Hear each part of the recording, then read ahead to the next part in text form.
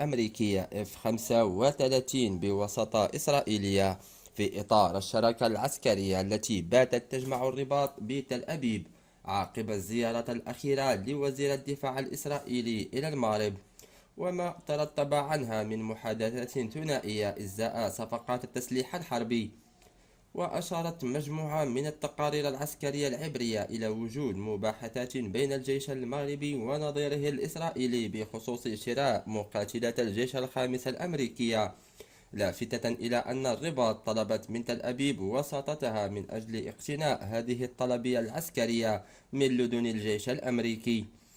وأفادت صحيفة ماكو الإسرائيلية بهذا الشأن بأن المغرب يريد شراء مقاتلات F-35 المتطورة وسط تصاعد التوتر السياسي مع الجزائر وجبهة البوليزاريو، مؤكدة أن المسؤولين المغاربة تطرقوا إلى الموضوع أثناء زيارة وزير الدفاع الإسرائيلي إلى الرباط.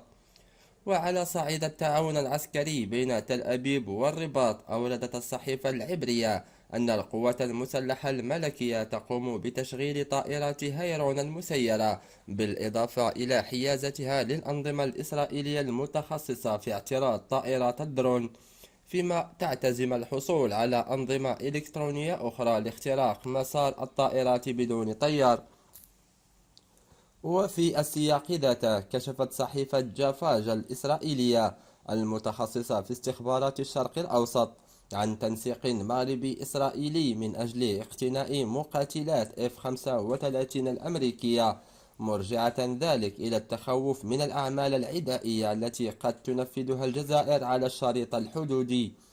الجنرال الإسرائيلي المتقاعد عيران ليرمان، الذي يشغل نائب رئيس معهد القدس للاستراتيجية والأمن، صرح بوجود مباحثات لإجراء تداريب عسكرية مشتركة مع المغرب وبلدان الخليج، معتبرا في مقال حديث منشور بجريدة إسرائيل هيوم أن زيارة وزير الدفاع الإسرائيلي للمغرب ستتمخض عنها اتفاقيات حربية ثنائية.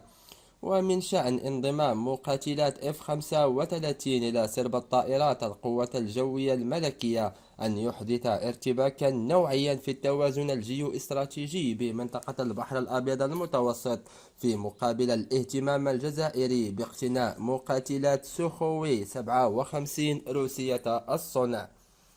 إلى هنا ينتهي خبر اليوم. لا تنسوا دعم القناة بالاشتراك وتفعيل زر الجرس لكي تتوصلوا دائما بكل جديد. إلى اللقاء.